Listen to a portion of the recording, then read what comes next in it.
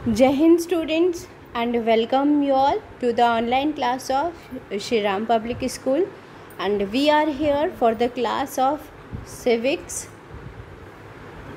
for class 7th। और civics की class में आज लास्ट लेक्चर में हमने डिस्कस कर लिए थे क्वेश्चन आंसर्स।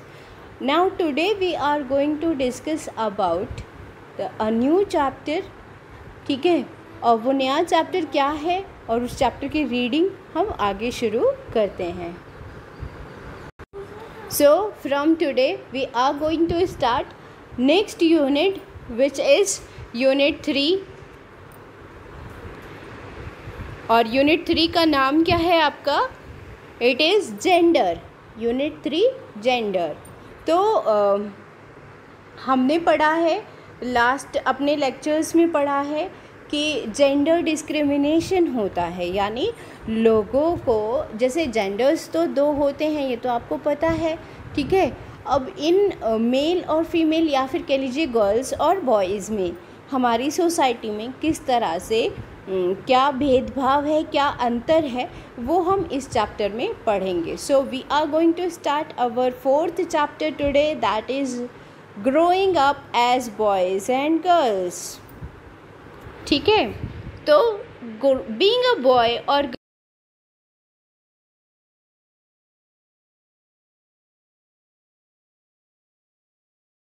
बॉय है या गर्ल है, उससे आपकी पहचान बन रही है, ठीक है। लेकिन क्या दोनों सेम हैं? हमारी सोसाइटी में, हमारी फैमिलीज़ में क्या दोनों को इक्वल राइट मिले हुए हैं? बराबरी का अधिकार है क्या दोनों को, ठीक है। क्या सेम बिहेवियर दोनों के साथ क्लासरूम में, स्कूल में, फ्रेंड्स के साथ, फैमिली के साथ, सोसाइटी में, लोगों के द्वारा, क्या इन सब के थ्रू सेम तरीके से दोनों को ट्रीट किया जाता है? दोनों का मतलब दोनों जेंडर्स को, बॉय और गर्ल्स को। हाँ, तो ये सारी चीज़ें हम इस चैप्टर में समझेंगे और इसको डिस्कस करेंगे। We will learn that most societies value man. हम इस चैप्टर में समझने की कोशिश करेंगे कि ज़्यादातर जो हमारी सोसाइटी है उसमें ज़्यादातर आदमियों को ही ज़्यादा वैल्यू, ज़्यादा इम्पोर्टेंस दी जाती है। वुमेन्स का रोल जो है वो सिर्फ इतना है, the role women play and the work they do are usually valued less. जो भी काम वुमेन्स करती हैं, ठीक है, उसका हमेशा वैल्यूएशन या इम्पोर्टेंस कम होता है, ठीक। और उसका हमेशा उसकी इम्पोर्टेंस सोसाइटी के थ्रू कम ही रहती है। यानी औरतें जो काम करती हैं उसको कहा जाए यार ये क्या किया, ये क्या ज़रूरी है, ठीक है, क्या करती हैं, है ना।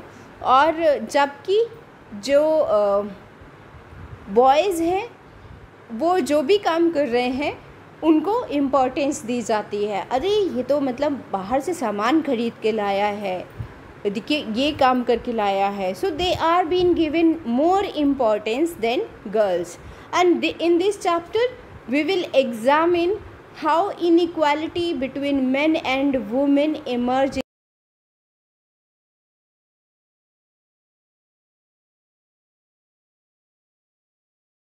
भेदभाव जिसको आप कहिए, ये एग्जिस्ट करती है, ये हम इस चैप्टर में पढ़ेंगे। अब आप आ जाइए growing up. Let's start the reading of the chapter. Growing up in Samuna in 1920s. तो growing up in Samuna in 1920s,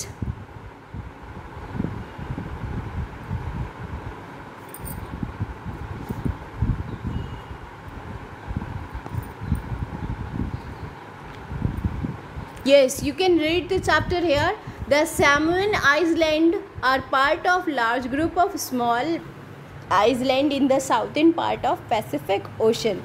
यहाँ का एग्जाम्पल दिया हुआ है पैसिफिक ओशन का एक छोटा सा आइसलैंड है। कहाँ पर? मतलब सैमन आइसलैंड का नाम दिया हुआ है 1920s में, ठीक। यहाँ पर ये था।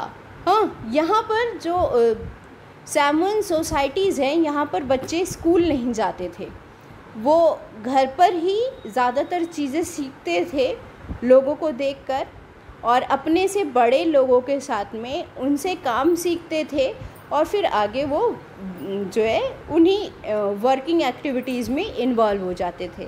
ज़्यादातर जो मेन ऑक्यूपेशन था लोगों का वहाँ पर वो फिशिंग था, ठीक।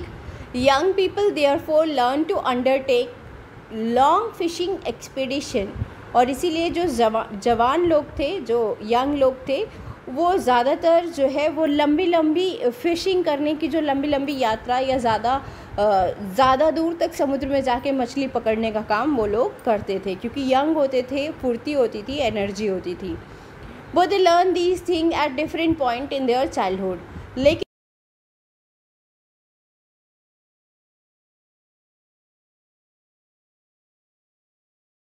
उसी तरह से वो लोग भी आगे सीख कर काम करते थे। अब जैसे जैसे बच्चे चलना शुरू करते थे, जैसे बच्चे का बर्थ हुआ, एक बेबी का बर्थ हुआ, आफ्टर देयर बर्थ जैसे जैसे वो चलना शुरू करता था, वैसे वैसे जो उनकी मदर्स थी, ठीक है, मदर या कोई भी और घर का बड़ा बच्चा, जब एक बच्चा चलना शुरू कर देता था वहाँ पे, तो उसकी देखभाल वहाँ पर ना तो उसकी मदर करती थी और ना ही घर का कोई और बड़ा करता था, ठीक है। और कितना बड़ा, लगभग 5 साल का बच्चा हो जाता था तो फिर उसकी देखभाल करना छोड़ दिया जाता था। वो अपनी रिस्पॉन्सिबिलिटी खुद से उठाए, खुद से अपनी जिम्मेदारी बियर करे, ठीक है, चाहे वो बॉयज़ हों चाहे गर्ल्स हो। Both boys and girls look after their younger siblings, जो भी चाहे वो बॉयज़ हों या गर्ल्स हों, वो अपनी फैमिली के जो छोटे छोटे बच्चे होते थे, थोड़े बड़े बच्चे, छोटे बच्चों की देखभाल किया करते थे। सपोज़ करिए आप 14 इयर्स के हैं और आपके घर में कोई आपका छोटा भाई या बहन है 5 या 6 इयर्स का, तो 5 या 6 ईयर के बच्चे की देखभाल करना आपकी रिस्पॉन्सिबिलिटी होगी इसके हिसाब से, ना कि आपके मदर या फादर की, ठीक। तो उस हिसाब से जो छोटे बच्चे थे वो अपने से बड़े बच्चों को बिहेवियर देखकर, उनके काम काज करने के तरीके को देखकर वो छोटे बच्चे आगे सीखते थे, ठीक है। और एक बात और, but by the time a boy was about 9 year old, he join the older boys in learning outdoor activities. जैसे ही एक जो लड़का होता था 9 साल का हो जाता था,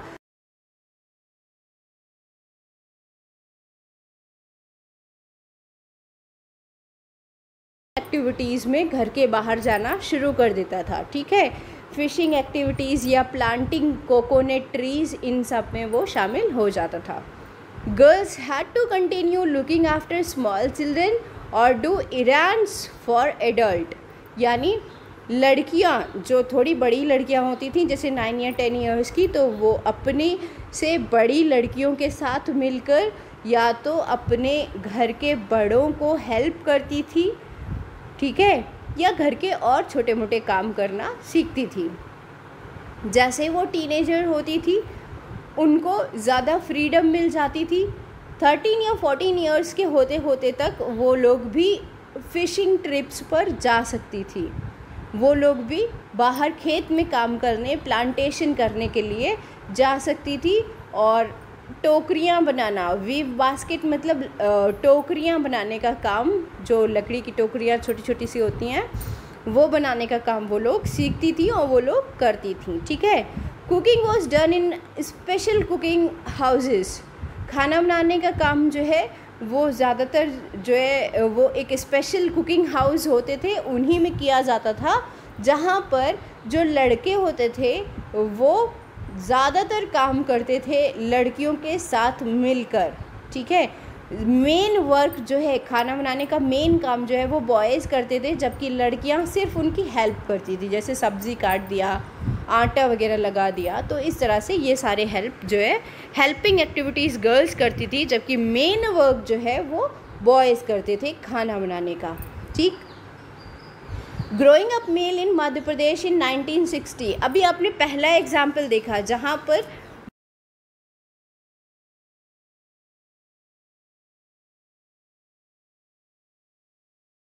बॉयज़ की है, ठीक है, जबकि गर्ल्स जो हैं वो फ़िशिंग एक्टिविटी करती हैं, प्लांटेशन एक्टिविटी करती हैं, लेकिन खाना बनाने की रिस्पॉन्सिबिलिटी उनकी नहीं है, वो सिर्फ बॉयज़ की हेल्प करती हैं, ठीक। तो पहला एग्जाम्पल ये देखा, लेकिन यहाँ पर इक्वल फ्रीडम दोनों ही जेंडर को मिली हुई है। दोनों में से किसी को भी ये रिस्ट्रिक्शन नहीं है कि आप ये काम नहीं कर सकते हो, ठीक।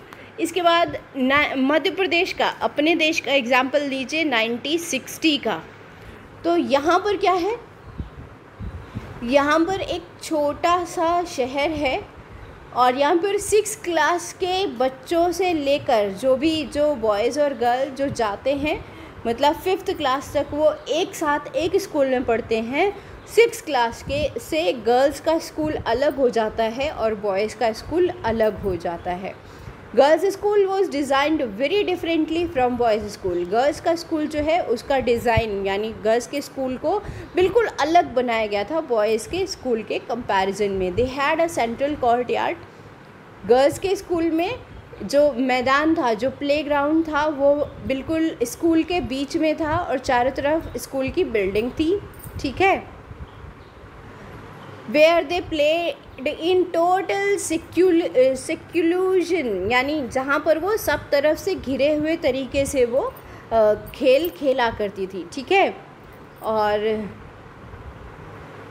उनको सेफ्टी, ये कहा जाता था कि उनको सुरक्षा दी जाती है बाहरी वर्ल्ड से, आउटसाइड वर्ल्ड से, ठीक है। जबकि जो बॉयज़ थे उनके में ऐसा कोई आंगन टाइप, ऐसा कोई बड़ा सा प्लेग्राउंड टाइप स्कूल के बीच में ना बना के स्कूल के अलग,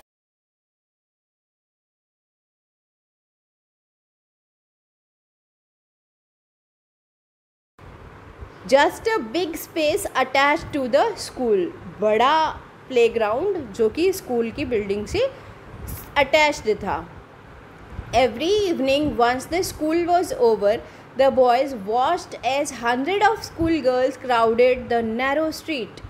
हर शाम को जब स्कूल की छुट्टी होती थी तो बॉयज़ जो है वो ये देखते थे कि जो 100 ऑफ गर्ल्स, जो भी उस स्कूल में जितनी भी लड़कियां पढ़ती थी, वो सब पतली पतली गलियों से निकल कर जा रही होती थी, ठीक है। As these girls walked on the street, they looked so purposeful। और जब ये लड़कियां जब गलियों से, पतली पतली गलियों से जाती थी तो बहुत शांति से, बहुत ही डिसिप्लिन्ड मैनर में चलती थी, ठीक है। बट बॉयज़ के स्कूल का सीन इससे कुछ अलग होता था।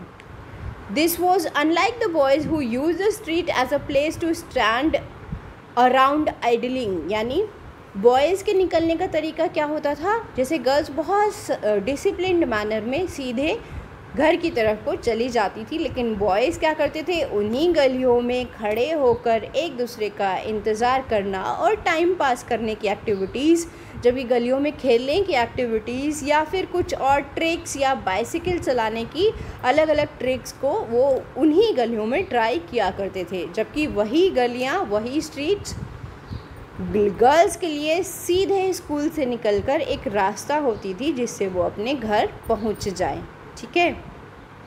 The girls always went in groups, लड़कियां हमेशा ग्रुप में चलती थीं, हाँ। जबकि जो बॉयज़ होते थे, क्योंकि शायद लड़कियों को डर होता था किसी चीज़ का, क्योंकि उनको कोई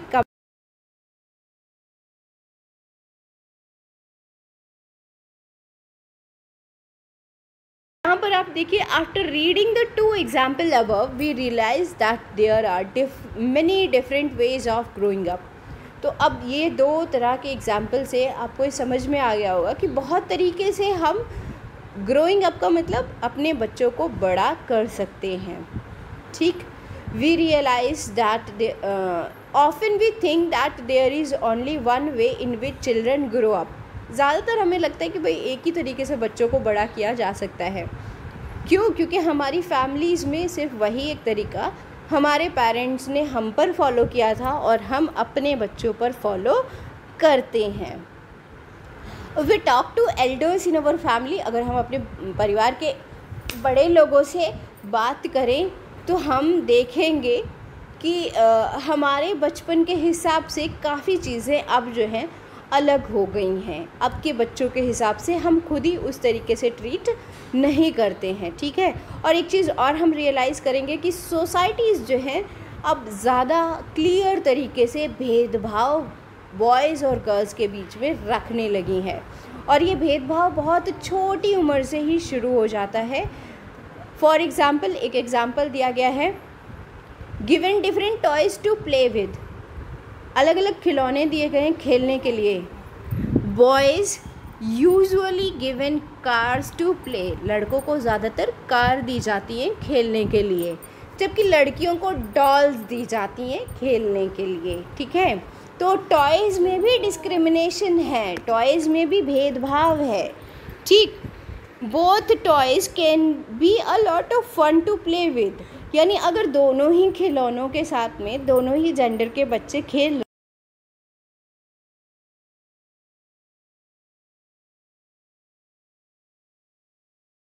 के साथ में, लेकिन ये क्या हो रहा है, यहाँ पर हम डिस्क्रिमिनेशन करते हैं, टॉयज़ में भी डिफरेंशिएशन करते हैं। ठीक, तो इस तरह से हम देखेंगे कि अलग अलग तरह के डिस्क्रिमिनेशन, अलग अलग तरह के भेदभाव जो है वो हमारी सोसाइटी में बहुत छोटे से बचपन से बॉयज़ और गर्ल्स के साथ में किए जाते हैं। ठीक है, जैसा गर्ल्स को बात करना चाहिए, हमारी फैमिलीज़ में नॉर्मली ये कहा जाता है कि girls should talk in a slow voice, धीरे आवाज़ में बात करना चाहिए लड़कियों को। ठीक है, जबकि बॉयज़ टफ वॉइस में, तेज़ आवाज़ में बात कर सकते हैं। All these are ways of telling children that they have specific role to play, यानी ये सारी चीज़ें जो हैं ये बच्चों को ये बताती हैं कि उनका एक स्पेसिफिक रोल है, उनकी एक स्पेसिफिक बाउंड्री है और उसी में उनको रहना है। जब वो बड़े हो जाएं, मेन या वुमेन के हिसाब से सोसाइटी में उनको उसी के हिसाब से रहना है। Later in life this affect the subject we can study, आगे चल के हमारी पढ़ाई के सब्जेक्ट्स को भी ये स्टडी करता है, या फिर हमारे करियर्स हम किस तरह से चूज़ करते हैं उस पर भी इफ़ेक्ट करता है कि हम बॉय हैं या गर्ल हैं। ठीक है, सो आज के चैप्टर के लिए, आज की क्लास के लिए इतना ही। In next lecture we will read the chapter further. I hope इतना आपको समझ में आया होगा। That's all for now. Thank you and have a nice day.